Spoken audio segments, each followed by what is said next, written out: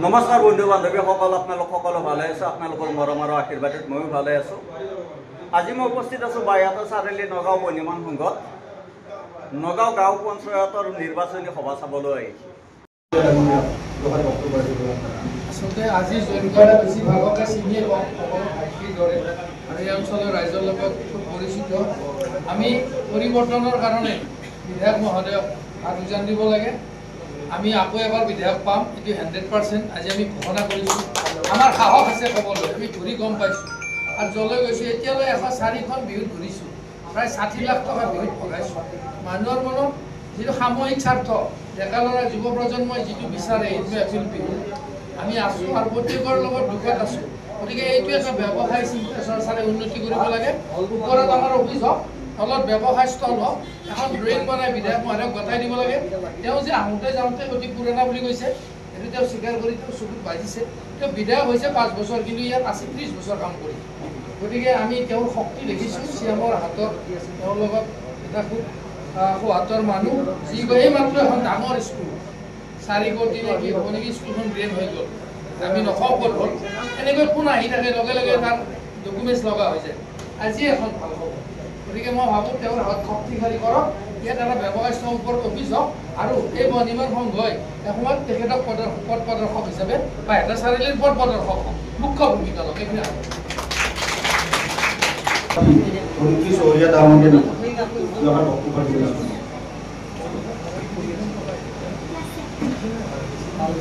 নমস্কাৰ।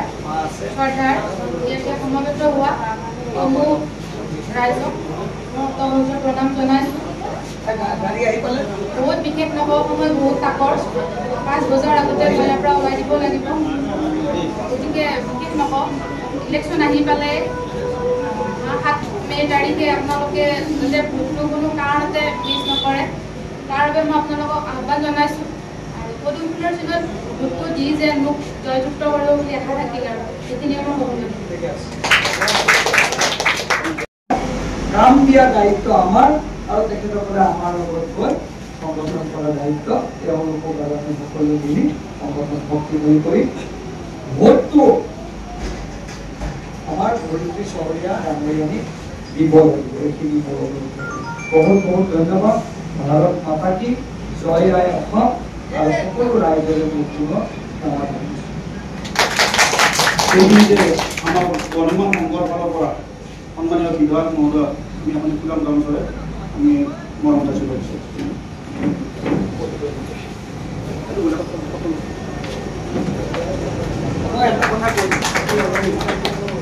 বৰ্তমান সংঘটোত মাটি কিমান আছে? এইটো মাটি কিমান আছে? এইটো লাষ্ট কিমান একদম মই বৰ্তমান সংঘত এটা চৰকাৰী পুঁজি দিব বিচাৰিছোঁ। আপোনালোকে পুঁজিটো কি ব্যৱহাৰ কৰে মোক কওক, মই দিব কাৰণে কাৰণ এই সংঘটো মই আজি 20 বছৰৰ পৰা দেখি আছোঁ, 20-25 বছৰ। মই ভাবিছোঁ যে আমাৰ 26 এই সংঘটো অলপমান ওপৰলৈ উঠক। মোৰ শুভেচ্ছা থাকিল। বাকী আপোনালোকে মোক যেনেকৈ কয় মই সেনেকৈ আগবাঢ়িম। বহুত বহুত ধন্যবাদ।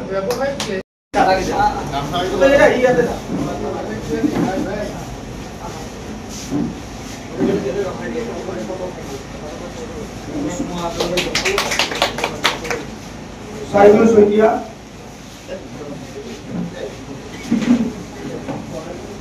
জিতু শইকীয়া, মিৰাজুল আলী, মইনুল আলী, ইৰফান হুসেন, ঋতুমণি আলী,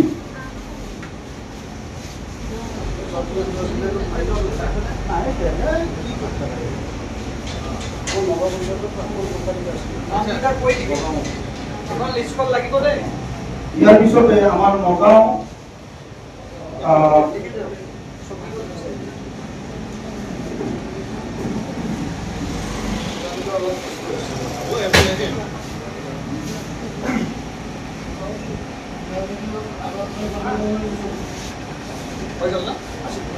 নগাঁও কংগ্ৰেছৰ প্ৰাক্তন সম্পাদিকা আছিলে আমাৰ জৰ্জিনা বেগম। তেওঁ আমাৰ দলৰ প্ৰতি আকৃষ্ট হৈ আমাৰ দলত আজি আনুষ্ঠানিকভাৱে যোগদান কৰিব। বিধায়ক মহোদয়ে তেওঁ দলীয় আমাৰ মাফলাৰ নীতিৰে তেওঁ দললৈ আদৰণি জনায়।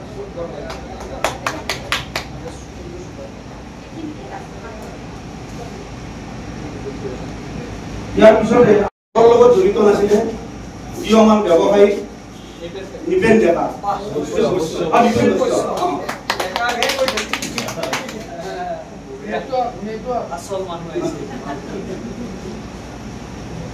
আমি আটাইকে আমাৰ দললৈ আমি আন্তৰিকতাৰে স্বাগতম জনাইছো।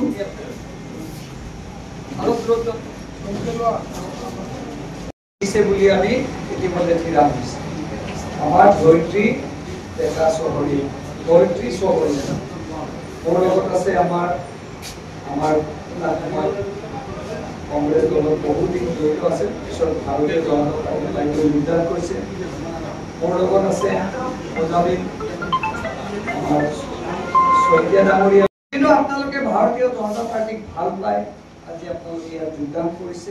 আমি আশা কৰিছোঁ আপোনালোকৰ যোগদানে আমাৰ দলটো অধিক শক্তিশালী ৰূপত আগুৱাই লৈ যাব।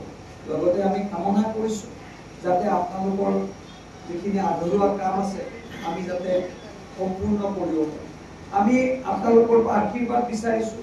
যিবিলাক আঁচনি আমাৰ অসম চৰকাৰে দিছে এই আঁচনিবিলাক আপোনালোকক আমি অন্তৰ্ভুক্ত কৰিব।